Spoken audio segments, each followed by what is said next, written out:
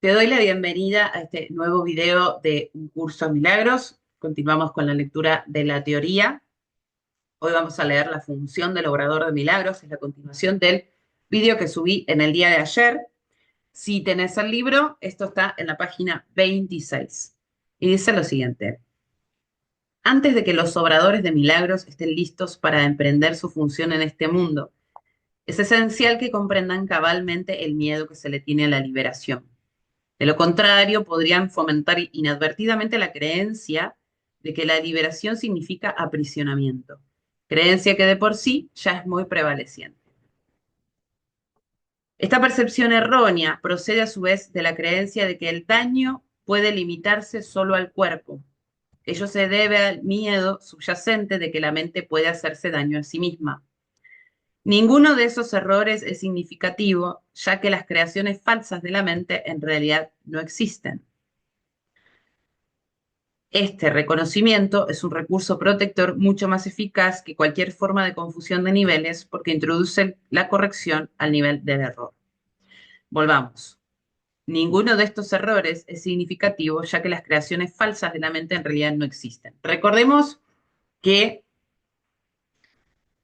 nuestra percepción es simplemente eso, es una percepción, es una proyección que hacemos en base a la domesticación que tenemos en la infancia, a la domesticación individual y a la colectiva. Entonces, cuando habla de que es falso, tiene que ver con que lo que estamos viendo, como es percepción propia, no es real. Recuerden que lo verdadero, siento que soy repetitiva, pero bueno, recuerden que lo verdadero es aquello que no cambia, ¿sí? Y la percepción puede cambiar todo el tiempo. Entonces, eso es a lo que se refiere con que no es real. Por eso, en las primeras lecciones es esto que veo no significa nada, ¿sí? Es esencial recordar que solo la mente puede crear y que la corrección solo puede tener lugar en el nivel del pensamiento. Para ampliar algo que ya se mencionó anteriormente, el espíritu ya es perfecto y por lo tanto no requiere corrección. El cuerpo no existe excepto como un recurso de aprendizaje al servicio de la mente. Este recurso de aprendizaje de por sí no comete errores porque no puede crear. Es obvio, pues, que inducir a la mente a que renuncie a sus creaciones falsas es la única aplicación de la capacidad creativa que realmente tiene sentido. Es decir, el trabajo que estamos haciendo es vaciarnos lo más que podamos, ¿sí? De los juicios que tenemos con respecto al mundo, con respecto a nuestros vínculos, con respecto a nosotros mismos. Vaciarnos, renunciar a esos pensamientos.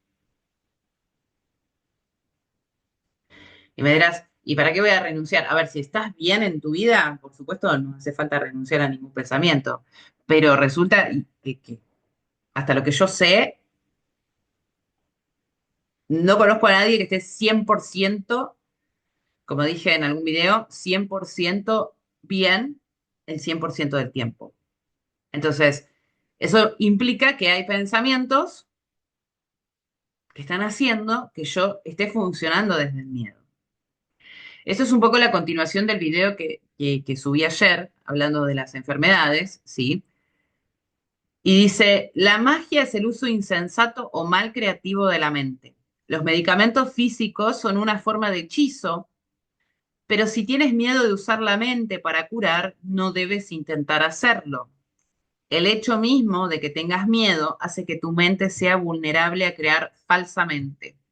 Es probable, por lo tanto, que no entiendas correctamente cualquier curación que pueda producirse, y puesto que el egocentrismo va normalmente acompañado de miedo, tal vez no puedas aceptar la verdadera fuente de la curación. En tal caso, es menos arriesgado depender temporalmente de artificios curativos físicos, ya que no puedes percibirlos erróneamente como tus propias creaciones.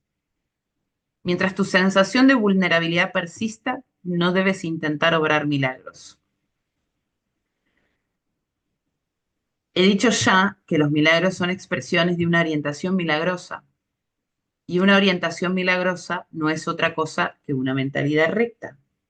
Es Rectificar mi mente es ponerla recta en línea con el Espíritu Santo, con la mentalidad de Dios.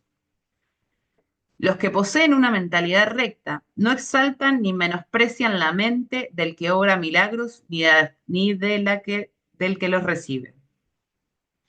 En cuanto que medio de corrección, sin embargo, el milagro no tiene que esperar a que el que los ha de recibir goce de una mentalidad recta. De hecho, su propósito es restituirle su mentalidad recta. Es esencial, no obstante, que el obrador de milagros esté en su mente recta, aunque sea brevemente, o de lo contrario será incapaz de restablecer la mentalidad recta en el otro. El milagro tiene que ver primero con lograr yo una mentalidad recta, una mentalidad conectada con el espíritu, ¿sí? Y después colaborarles a otros para que entren en su mentalidad recta. A ver, ¿qué significa esto? Esto no recuerdo si ya lo dije en un video o si lo dije en los audios, sí, del canal de Telegram. Esto de poner al servicio la mente y el cuerpo, al servicio de la divinidad, no significa que todos tengamos que salir a hablar, evangelizar, etcétera, etcétera.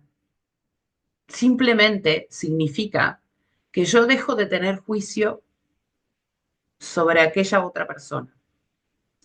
Pero para dejar de tener juicio sobre aquella otra persona, primero tengo que dejar de tener juicio sobre mí mismo, por lo menos en algún aspecto, ¿sí? A ver, voy a dar un ejemplo. Si yo creo, supongamos, que un compañero de trabajo es un inepto, que no sirve para nada, ¿cómo va a ser mi comportamiento con ese compañero de trabajo? ¿Lo voy a tratar como que es una persona capaz o lo voy a tratar como un inútil? O sea, recuerden esto, mi comportamiento nace de un pensamiento. Obrar milagro, en este ejemplo, sería limpiar mi juicio con respecto a esa persona. Ojo, que esa persona está actuando como enviado, digamos, ¿no? O sea, actúa como maestro, me viene a mostrar algo que yo ya tengo adentro. Si yo creo que es un inepto, tengo que revisar de dónde viene esa creencia, cuándo la generé, en qué momento se me instaló. Entonces el milagro es, por eso es aceptar la expiación para uno mismo, limpiar ese juicio, y cuando yo ya no tengo juicio, de hecho amor significa sin juicio, ¿sí? Cuando yo ya no tengo juicio, me acerco al otro y lo trato absolutamente diferente. Ese compañero que antes para mí era un inepto, si yo trabajo sobre mis puntos de vista, encuentro el origen, le pongo amor, proceso, ¿sí? Es un proceso. Y logro limpiar ese juicio, yo a ese compañero, como ya no voy a tener juicio previo, ya no voy a pensar que es un inepto, lo voy a tratar de otra manera. Y ahí se produce el milagro. Porque cuando yo lo trato de otra manera, por supuesto, él va a cambiar su forma de tratarme a mí, porque es inevitable. O sea, se mueve uno, se mueve todos. El otro va a tener que adaptarse a decir, bueno, no entiendo nada, porque antes me trataba de una manera y ahora me trata de otra. Entonces, ahí es donde se genera el milagro. A veces pensamos que un milagro es, como les decía en los audios del canal de Telegram, a veces pensamos que un milagro es que se abran las aguas o caminar sobre el agua.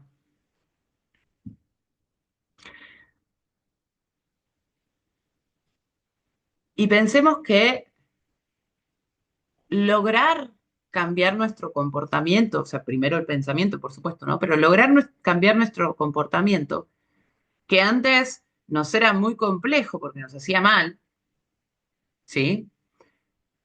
Eso es caminar sobre el agua, o eso es abrirse las aguas, ¿sí? Continuamos. Dice, el sanador que confía en su propio estado de preparación pone en peligro su entendimiento. Acá entra el ego. Cuando yo digo, la tengo clara, ahora me salen todos los milagros, ahora puedo... ahí estamos poniendo en peligro el entendimiento, porque ahí ya se metió el ego. Estás perfectamente a salvo siempre que no te preocupes en absoluto por tu estado de preparación, pero mantengas firme confianza en el mío. Es esto que también hablábamos de que solo muy pocas cosas podemos controlar. Muy pocas cosas podemos controlar. Esto de la humildad, ¿no? Y que hay algo más grande que nos sostiene y que nos contiene. Entonces, por eso estás perfectamente a salvo siempre que no te preocupes en absoluto por tu estado de preparación, pero mantengas firme confianza en el mío. Si tus inclinaciones a obrar milagros no están funcionando debidamente, es siempre porque el miedo se ha infiltrado en tu mentalidad recta y la ha invertido. Toda forma de mentalidad no recta es el resultado de negarte a aceptar la expiación para ti mismo, que es un poco lo que les comentaba recién en el ejemplo del compañero que yo creo que es inepto. O sea, si yo no trabajo, no acepto la expiación para mí mismo, si no trabajo sobre ese juicio, entonces no voy a poder obrar milagros. Estoy en mi mentalidad no recta, por así decirlo. Si la aceptases en una posición perdón, si la aceptases estarías en una posición desde la que podrías reconocer que los que tienen necesidad de curación son simplemente aquellos que aún no se han dado cuenta de que la mentalidad recta es en sí la curación. La única responsabilidad del obrador de milagros es aceptar la expiación para sí mismos.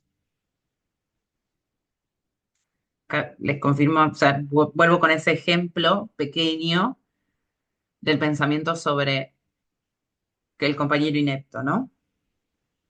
Esto significa que reconoces que la mente es el único lugar creativo y que la expiación puede sanar sus errores.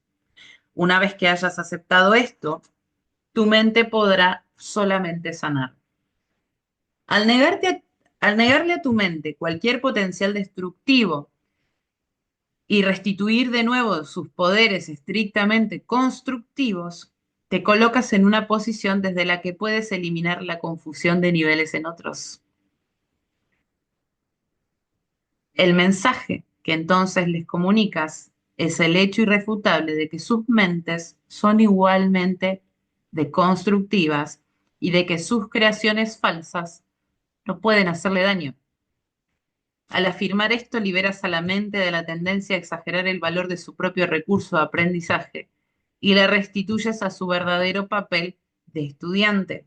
¿Qué hace un estudiante? Un estudiante aprende, estudia y aprende, estudia y aprende. Entonces, si nosotros podemos empezar a tomar todo lo que nos sucede en la vida como un maestro, sea una persona, una enfermedad, una situación, vamos a estar haciendo el trabajo para el que vinimos a este mundo. Debe subrayarse nuevamente que al cuerpo le resulta tan imposible aprender como crear. En cuanto que recurso de aprendizaje se deja llevar simplemente por el estudiante, mas si se le dota falsamente de iniciativa propia, se convierte en una seria obstrucción para el mismo aprendizaje que debería facilitar. ¿Se va entendiendo lo que va diciendo? Un recurso de aprendizaje no puede aprender. Voy a llevarlo a algo más pequeño. Yo tengo acá un resaltador. Esto para mí es un recurso de aprendizaje. ¿Por qué? Porque yo lo uso para resaltar lo que para mí es importante. ¿Sí? Esto es un recurso de aprendizaje. Pero el resaltador no aprende. ¿Me explico? Yo soy la que aprende a través del uso del resaltador. Así es con el cuerpo. El cuerpo no aprende. es un recurso de aprendizaje, es como el resaltador. Ahora, ¿qué pasa si yo al resaltador en mi mente le doy el poder o le doy la creencia de que el resaltador puede aprender? Parece re loco, ¿no? Lo que estoy diciendo, pero la mente de mente es esto. ¿Qué pasa si yo pongo la creencia de que el resaltador puede aprender?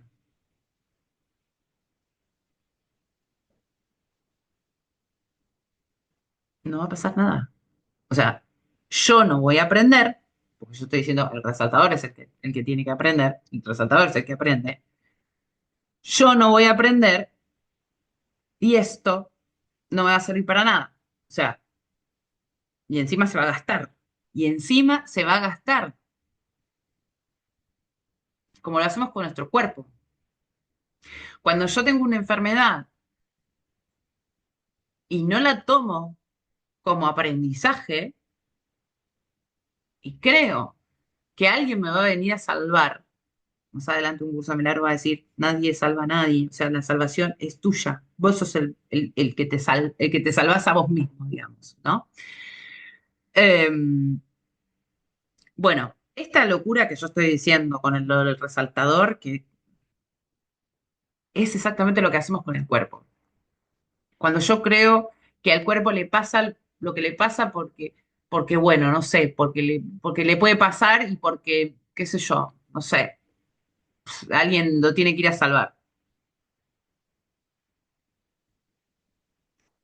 ¿Se entiende? Por eso dice, en cuanto que recurso de aprendizaje se deja llevar simplemente por el estudiante, mas si se le dota falsamente de iniciativa propia, se convierte en una serie de obstrucción para el mismo aprendizaje que debería facilitar. Solo la mente es capaz de iluminación. El espíritu ya está iluminado y el cuerpo de por sí es demasiado denso. Es materia, es denso. La mente, sin embargo, puede hacer llegar su iluminación hasta el cuerpo al reconocer que éste no es el estudiante y que por lo tanto no tiene la capacidad de aprender. Vuelvo. La mente, sin embargo, puede hacer llegar su iluminación hasta el cuerpo al reconocer que éste no es el estudiante y que por lo tanto no tiene capacidad de aprender. O sea, mi mente es la que resalta el libro o el texto, iluminación. Es muy fácil, no obstante, poner al cuerpo en armonía con la mente una vez que ésta ha aprendido a mirar más allá de él hacia la luz. El aprendizaje que verdaderamente corrige comienza siempre con el despertar del espíritu y con el rechazo de la fe en la visión física. Esto frecuentemente entraña temor, ya que tienes miedo de lo que tu visión espiritual te mostraría. Vuelvo. El aprendizaje que verdaderamente corrige comienza siempre con el despertar del espíritu y con el rechazo de la fe en la visión física. Recuerden, fe como energía direccionada, ¿sí? Y en la visión física, en los ojos, en los oídos, en los cinco sentidos. Si ustedes lo ven, ayer que hablábamos un poco de la supervivencia, los cinco sentidos que nosotros manejamos a nivel corporal, ¿sí? Están hechos de supervivencia, están todos para mirar a la afuera, a ver a dónde hay peligro, a dónde yo, atento a todo, a través de mis cinco sentidos, a ver en dónde está el peligro. Ojos ojos para ver mejor. ¿Mm? Se me viene Caperucita, luego Caperucita. Ojos para ver mejor. Oídos para escuchar mejor.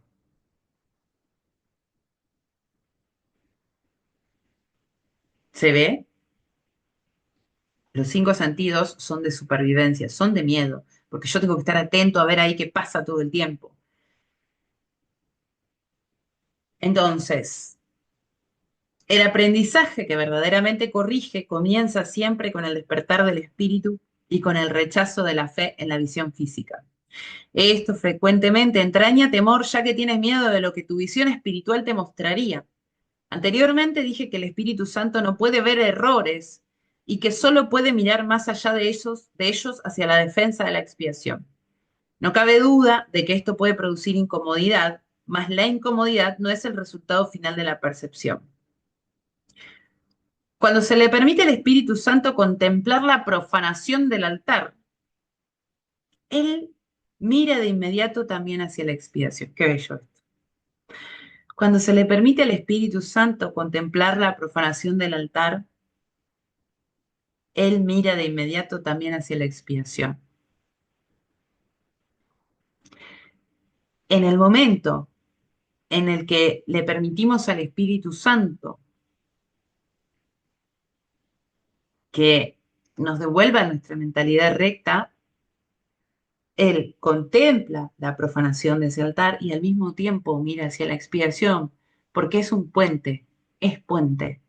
El Espíritu Santo, como lo he mencionado en alguna ocasión, ya no me acuerdo cuándo ni en dónde, el Espíritu Santo es lo que nosotros conocemos desde otras miradas como el doble cuántico, el doble energético, doble astral. Ese es el Espíritu Santo. Es quien es el mensajero. Nada que él perciba, el Espíritu, puede producir miedo. Todo lo que resulta de la conciencia espiritual simplemente se canaliza hacia la corrección. La incomodidad se manifiesta únicamente para traer a la conciencia la necesidad de corrección. Todo lo que resulta de la conciencia espiritual simplemente se canaliza hacia la corrección, como si fuera tomo, entrego esto que me está doliendo, el Espíritu Santo lo agarra y lo lleva hacia la corrección. Es el mensajero, no por nada también está presentado como una paloma, ¿verdad? El miedo a la curación surge en última instancia de que no estar uno completamente, perdón, el miedo a la curación surge en última instancia de no estar uno completamente dispuesto a aceptar que la curación es necesaria. Lo que el ojo físico ve no es correctivo, ni tampoco es posible corregir el error mediante ningún medio físicamente visible. Mientras creas en lo que tu visión física te muestra, tus intentos de corregir procederán de un falso asesoramiento. La verdadera visión queda nublada porque te resulta intolerable ver tu propio altar profanado. Mas como el altar ha sido profanado, tu estado se torna doblemente peligroso a menos que percibas que es así. Curar es una habilidad que se desarrolló después de la separación, antes de la cual era innecesaria. Es temporal, al igual que todos los aspectos de la creencia en el tiempo y en el espacio. Mientras el tiempo continúe, no obstante, la curación seguirá siendo necesaria como medio de protección. Esto se debe a que la curación se basa en la caridad y la caridad es una forma de percibir la perfección en otro aun cuando no puedas percibirla en ti mismo. Vamos de vuelta. La curación se basa en la caridad y la caridad es una forma de percibir la perfección en otro aun cuando no puedas percibirla en ti mismo. Es bellísimo. Justamente el otro día que hicimos el vivo con Meli, que también está subido acá al canal de YouTube, el de Aprender de la Envidia. Venimos haciendo esta serie de vivos hablando sobre los 7 pecados capitales, por supuesto con, con el remedio, ¿no? O sea, cómo se trabaja la envidia, en el caso de la envidia, es a través de la caridad. La caridad significa que hay un profundo amor, porque la envidia ¿qué hace? La envidia me hace enojar con el otro, porque el otro logró aquello que yo quería y que yo no lo puedo tener. Entonces, para contrarrestarla se requiere caridad, que es esto, que es un profundo amor. Entonces, la curación se basa en la caridad, en el profundo amor. Y la caridad es una forma de percibir la perfección en otro, aun cuando no puedas percibirla en ti mismo, que tiene que ver con esto de la admiración. que hablábamos también en ese vivo. Si no lo vieron, se lo voy a dejar por acá, en alguna parte, para que puedan ir a verlo. Eh, Poder ver, percibir la perfección en otro, aun cuando no podemos percibirla en nosotros mismos, es la admiración. Es poder reconocer al otro, por más que nosotros no nos sintamos bien con nosotros. Dice, la mayoría de los conceptos más elevados que ahora eres capaz de concebir dependen del tiempo. La caridad, en realidad, no es más que un pálido reflejo de un amor mucho más poderoso y todo abarcador, el cual está mucho más allá de cualquier forma de caridad que hayas podido imaginar hasta ahora. La caridad es esencial para la mentalidad recta, aún en la pequeña medida en que ahora puedas alcanzarla. La caridad es una manera de ver a otro como si ya hubiese llegado mucho más allá de lo que en realidad ha logrado en el tiempo hasta ahora. Puesto que su pensamiento tiene fallos, no puede ver que la expiación es para él, pues de todos modos, de otro modo, no tendría necesidad de caridad. La caridad que se le concede es a la vez una confirmación de que necesita ayuda, así como el reconocimiento de que la aceptará. Estas dos percepciones denotan claramente su dependencia del tiempo, haciendo patente el hecho de que la caridad opera todavía dentro de las limitaciones de este mundo. Dije anteriormente que solo la revelación trasciende el tiempo. El milagro, al ser una expresión de caridad, tan solo puede acortarla. Hay que entender, no obstante, que cuando le ofreces un milagro a otro, estás acortando su sufrimiento y el tuyo. Esto corrige tanto retroactivamente como progresivamente. Bellísimo, bellísimo. Continuamos un poco más. Dice principios especiales de los obradores de milagros. El milagro elimina la necesidad de tener preocupaciones de rango inferior, puesto que es un intervalo de tiempo que está fuera de las coordenadas temporales con las que normalmente operamos. Las consideraciones normales con respecto al tiempo y al espacio no le afectan. Cuando obres un milagro, yo haré los arreglos necesarios para que el tiempo y el espacio se ajusten a él.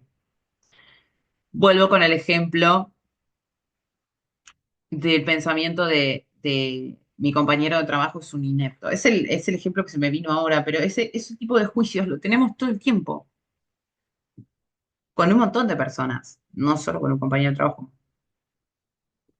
Cuando decimos, ay, qué mala madre esa, no le pone los límites a su hijo.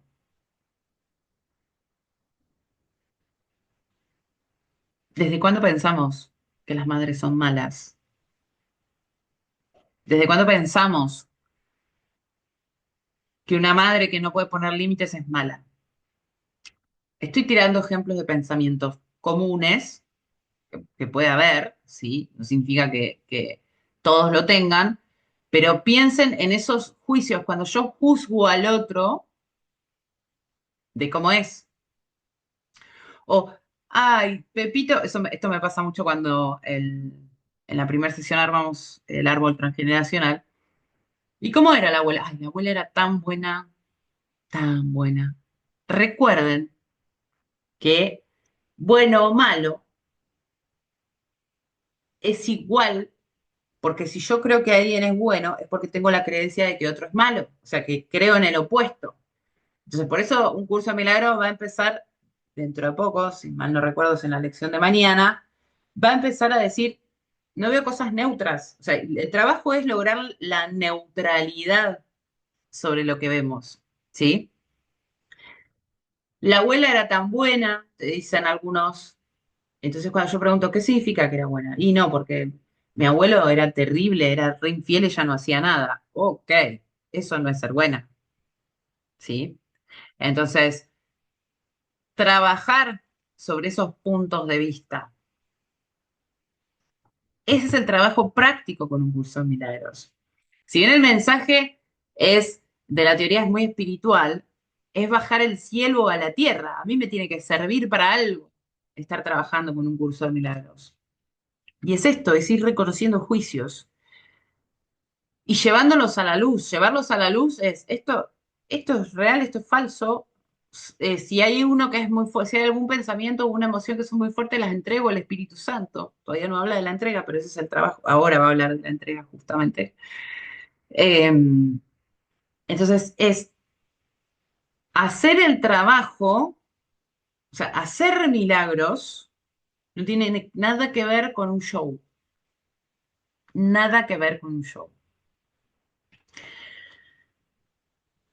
Continúa. Es esencial hacer una clara distinción entre lo que se crea y lo que se fabrica. Toda forma de curación se basa en esta corrección fundamental de percepción de niveles. Recuerden, fabricación es lo que hace el ego con la proyección, ¿sí? Y creación tiene que ver con la parte creativa. Es distinto, ¿sí? Porque la fabricación viene del miedo, la creación viene del amor. Nunca confundas la mentalidad recta con la mentalidad errada, la del ego, ya lo hablamos. Reaccionar ante cualquier clase de error, de cualquier forma que no sea con un deseo de sanar, es una expresión de esa confusión. Reaccionar ante cualquier clase de error, de cualquier forma que no sea con un deseo de sanar, es una expresión de esa confusión. El milagro es siempre la negación de ese error y la afirmación de la verdad. Solo la mentalidad recta puede corregir de forma que sus efectos sean reales. De hecho, lo que no produce efectos reales en realidad no existe. ¿Se ve? Solo la mentalidad recta puede corregir de forma que sus efectos sean reales. Vuelvo al ejemplo de la idea de mi compañero es un inepto. Cuando yo logro el cambio de percepción y lo empiezo a tratar diferente, empieza a haber efectos reales, ¿sí?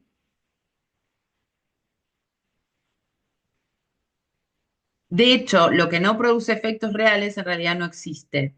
Sus efectos, por lo tanto, son nulos. Al no tener contenido sustancial, se presta a ser proyectado. El poder del milagro para ajustar niveles genera la percepción correcta que da lugar a la curación. Hasta que eso no ocurra, será imposible entender lo que es la curación. El perdón es un gesto vacío a menos que conlleve la corrección. Sin ella, lo que hace es básicamente juzgar en vez de sanar. Fíjense cómo el ego toma las cosas de Dios y las usa en- desde su punto de vista, de su mentalidad errada. El perdón del ego tiene que ver más con un, sí, te perdono. Te perdono porque yo soy mejor que vos, por eso te tengo que perdonar.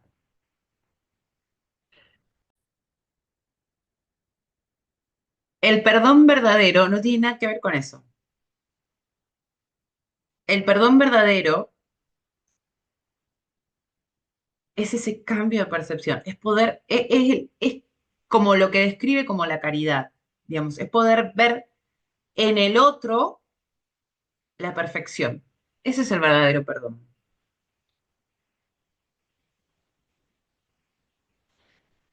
El perdón que procede de una orientación milagrosa tan solo ofrece corrección, no posee elementos de juicio en absoluto. La frase, Padre, perdónalos porque no saben lo que hacen, no evalúa en modo alguno lo que las personas en cuestión estén haciendo. Es una petición a Dios para que sane sus mentes. En ella no se hace referencia al resultado del error, pues eso es irrelevante. El precepto sed de un mismo sentir es la aseveración que exhorta a todos los que están listos para la revelación. Mi ruego, haced esto en memoria mía, es una petición a los obradores de milagros para que colaboren conmigo. Estas dos aseveraciones no pertenecen a un mismo orden de realidad. Solo la última entraña una conciencia de tiempo, ya que recordar es traer el pasado al presente. El tiempo está bajo mi control, pero la eternidad le pertenece a Dios. En el tiempo existimos unos con otros y unos para otros. En la eternidad coexistimos con Dios. Sé que puede ser complejo, pero volvamos a lo que ya mencionó un poco un curso de milagros, que es el tema del sueño, ¿sí? De que nos quedamos dormidos, de que Adán se quedó dormido y que somos fragmentos de Adán tratando de regresar a casa, limpiando nuestros miedos para volver a casa, para despertar, para poder despertar. Adán, Adán significa persona, ¿sí? Entonces, volvamos al concepto del sueño. Cuando nosotros despertemos de este sueño, porque todos juntos, y eso va a pasar cuando todos juntos, como hablaba un curso de milagros en las lecturas anteriores, la filiación completa despierte, ahí entramos en la eternidad. En la eternidad coexistimos con Dios, ¿sí? Pero mientras estemos en el sueño, existimos unos con otros y unos para otros. Eso significa que aquella persona que a mí me enoja, aquella persona que me lastimó, aquellos que me hicieron mal, también existen conmigo y para mí. Vuelvo, tenemos que aprender a tomar a lo que nos sucede en la vida como aprendizaje. Esto es una escuela, la vida es una escuela. Y vinimos a estudiar y aprender para poder lograr la expiación, el despertar.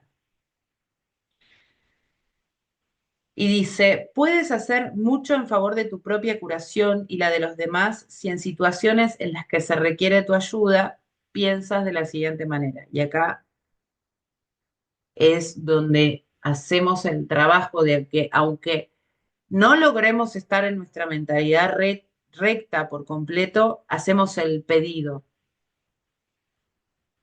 Y dice, es bellísimo, estoy aquí únicamente para ser útil.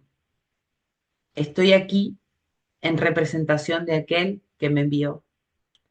No tengo que preocuparme por lo que debo decir ni por lo que debo hacer, pues aquel que me envió me guiará. Me siento satisfecho de estar donde quiera que Él desee, porque sé que Él estará allí conmigo. Sanaré a medida que le permita enseñarme a sanar.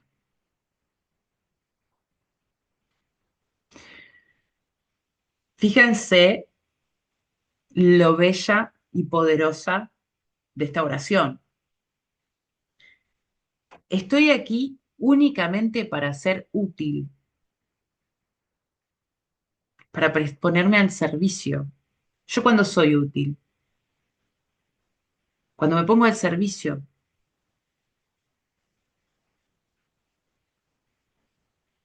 estoy aquí en representación de aquel que me envió.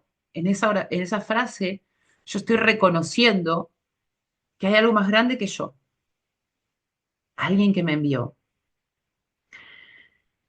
No tengo que preocuparme por lo que debo decir ni por lo que debo hacer, pues aquel que me envió me guiará. Acá yo sí, ya suelto el control. O sea, no tengo que estar controlando qué voy a decir o qué voy a hacer, sino que confío en aquel que me envía, porque me va a hacer saber de alguna manera qué es lo que debo decir y qué es lo que debo hacer. Me siento satisfecho de estar donde quiera que él desee. Esta frase, ¿se acuerdan que en uno de los videos hablamos de esta frase, ¿no? Donde decíamos que está este pensamiento de creer que yo estaría mejor en una situación que no es la actual, que eso tiene que ver con la soberbia, con creer que yo tengo más claro que Dios qué es lo que me conviene. Entonces, en esta frase estoy deshaciendo esa creencia. Me siento satisfecho de estar donde quiera que él desee, porque sé que él estará allí conmigo. Eso me va acercando de a poquito, es decir, va limpiando la sensación de separación que yo tengo con él. Sanaré a medida que le permita enseñarme a sanar.